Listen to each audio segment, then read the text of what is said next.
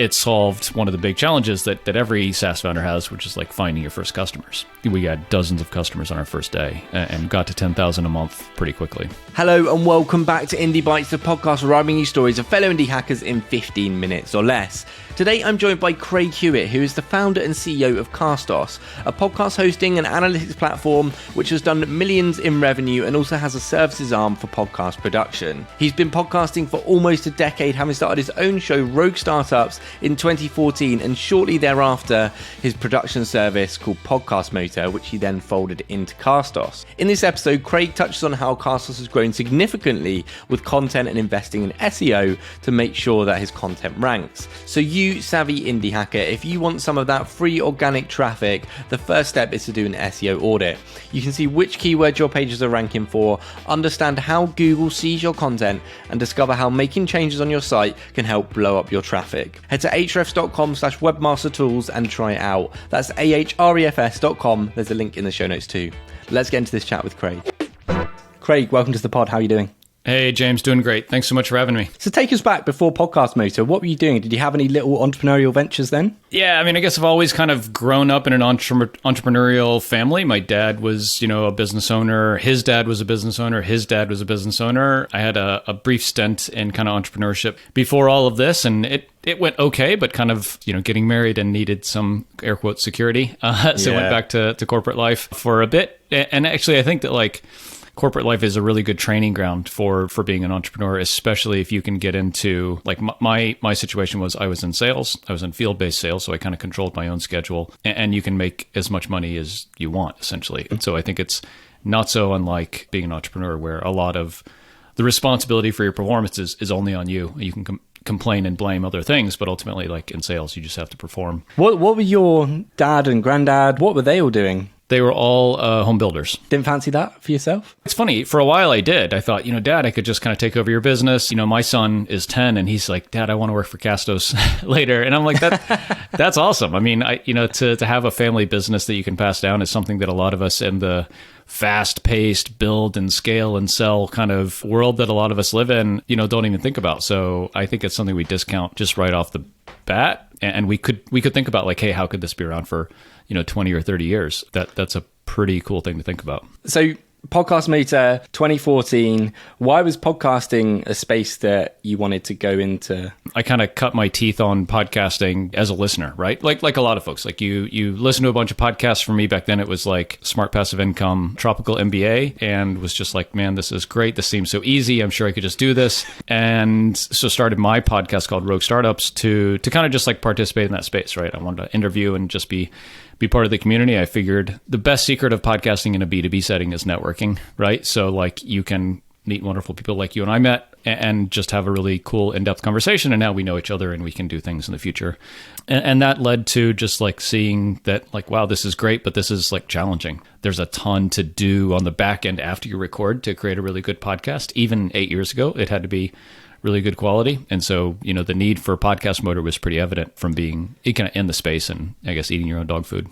At what point did Podcast Motor come after you started your Rogue Startup show? And was it a case of building this up on the side of your sales job and sort of seeing where it went just because you thought this was a service you could offer? Yeah, totally. Yeah. So it started really just a couple of months after I started my podcast. Yeah, I had a friend, or I still have a friend, Justin McGill, who ran LeadFuse and now runs Content at Scale, kind of an AI writing service. And he had this hey, I'm going to build LeadFuse in a day, build in public, build in a day kind of thing. And I was like, I can do that too, right? I just need a website for Podcast Motor and a Stripe form, put it out there. And I did. And yeah, it was definitely kind of on the side, nights and weekends. And it was that way for about a year and a half until I quit my day job.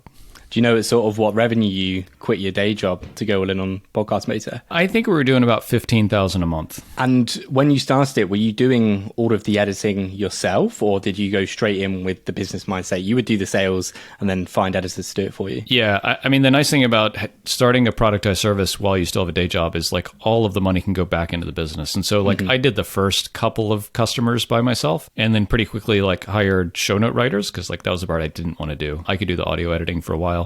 And then hired audio editors and kind of kept scaling like that until we were kind of 8 or 10 people. Now, Craig, you're non-technical, and now you have a SaaS business, which we'll talk about. But we briefly chatted before recording about this stair-stepping approach, which is where you basically start out with a productized service and you can work your way towards a SaaS tool.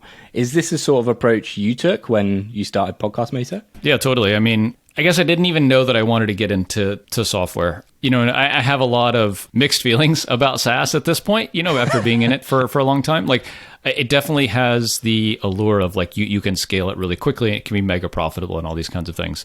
And I think that's definitely true. I think the counter argument to that is there is a ton that needs to go into just maintaining a software product. Developers, designers, product people, support. But with a productized service, you don't have all the upfront investment of building the product. I started Podcast Motor, and I think the goal was always to like do something bigger, right? And so that could have been like grow it and make it bigger, maybe start like a video editing service just because the dollars are so much bigger on the video side. And then kind of out of the blue came an email from one of our customers, Brad Tunard, founder of Delicious Brains. He's like, hey, I have a buddy who has this podcasting plugin for WordPress. His name's Hugh Lashbrook. The plugin's called Serious and Simple Podcasting. I know you want to get into like product stuff. Maybe this would be an interesting way for you to like get into product. The plugin was like entirely free at the time. So we acquired the plugin and then built the first version of Castos. So was the plan for the acquisition of Seriously Simple Podcasting to get into the hosting space for Castos when you sort of thought about acquiring it?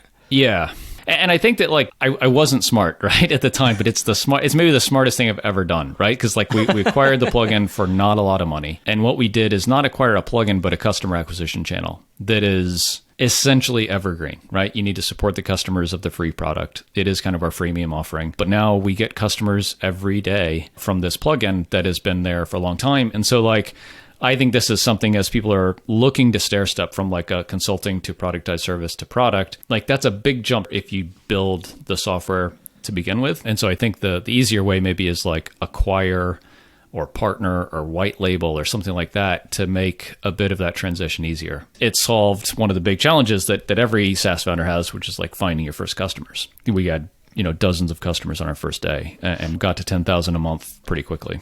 Did you buy the plugin with money you've accumulated through the productized service? You say you were working for a year and a half, so that meant you could reinvest the money into the business. So was it a case that instead of building a SaaS, you had the money here, you had that opportunity, and the money was there to buy the plugin? Yep. And I think more expensively, fund the next like 6 months of development of the SaaS platform. Oh, of course.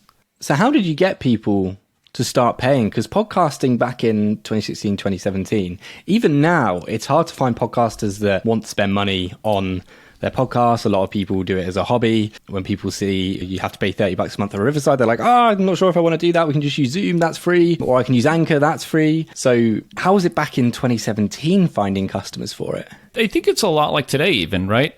Yeah, there's free options, there's very cheap options, and that's not what we are, right? We are a quality service for reasonable prices, is how I like to think about it, right? We have super rich features, a lot for like our integration with WordPress, right? If you want to integrate your podcast with WordPress, hands down, like we're the best tool. If you want to repurpose your content in a bunch of different ways to reach your audience on kind of different platforms and different media, that's where we really kind of hang our hat. And so folks who want like just a podcast and they don't care about any of these kind of bells and whistles and advanced features, yeah, I would say go use, the Buzzsprout $6 a month thing or whatever. But for $19 a month, right, it's not that much. It's like 2 lattes at Starbucks. You can get like a tool where you own your content. It's not owned by Spotify that's going to do all sorts of crazy stuff. Yeah. And it's a company that's been around for a while and is not going anywhere. And so that's an exercise in positioning. And probably all companies have those, right? Like there are free alternatives to Riverside. And so Riverside has to say like, hey, how do we compete against Zoom, right? Or Google Meets or Audio Hijack or whatever. So I think that you're always going to have competitors, especially on the lower end. And I think it's really important for founders to not ignore them and really intentionally work and position themselves against those, because there's always downward pressure in every market, right? There's new features. Hey, this thing that we charge for is free now. Like that's what we all want to do, because we think, hey, if I just give this thing away that really doesn't cost that much money, or it's not that much work for us to build this feature, then like I'll just get a bunch more customers. But really what you're signaling is like, you don't value this technology and these features as solutions to your customers. And so they won't either. And so I think the harder thing is like, hey, we're proud of what we do. We think it's awesome. And we're going to ask maybe fewer people to pay us a little more money than, the more broad market of, a MailChimp or an Anchor. Mm-hmm. Let's talk a little bit about marketing and growth. So you've acquired this plugin, which already has users. So tick for getting the initial traction, right? What did you do from that point to start building out your marketing and content efforts to grow Castos into the $1 million+ business it is now? Yeah, so we had been doing content marketing at Podcast Motor from the very beginning, like literally day one, writing blog posts, understood, SEO and keyword research and Ahrefs and everything. And with Castos, just tried to do a lot more of that. We ultimately did fold, as you mentioned in the beginning, the Podcast Motor into the Castos brand. And so we're able to bring over all of that Podcast Motor content onto the Castos domain. It's been an evolution for me as far as like understanding content marketing at a really deep level. And so like, it's obvious that like, if you're going to start a podcasting company, you want to have an article about podcast gear and how to submit to Spotify. And I think the thing I realized over time is like each piece of content you create, a podcast, a YouTube video, a webinar, a blog post, has a job. And the job of that isn't necessarily to get customers, right? It might be, but it might be links, or it might be virality, or it might be kind of social standing or something like that. As a podcasting company, where does podcasting sit in your sort of marketing funnel? Is it to help acquire new customers? Is it to build a deeper relationship with people that might have found Castos? It's still evolving for us, to be honest, right? I'll say the last couple of years, it has been a branding thing for us, right? We produce, our podcast is called Audience, and it's super highly produced. Stuart from our team does it, and it's a very narrative storytelling kind of podcast. And the goal there is, like a lot of people, I think, we want that podcast of ours to be like our digital kind of business card, right? So when we go to sell our Castos production services, someone says like, hey, show me an example of the kind of stuff you can do. We can say, cool, go listen to Audience. This is the best example of what a really kick-ass podcast is about podcasting for sure. And then subsequently, we're starting several new shows right now that each are in that kind of networking niche or kind of purpose for us, right? Well, I'll put links in the show notes to some of your Castos original productions. Now, Craig, you, up until 2019, right, bootstrapped your companies to decent-sized businesses. Yet in 2019, you applied and got into a batch of Tiny Seed. Why did you do that? And what are your thoughts on other bootstrap companies when they get to a point looking to raise?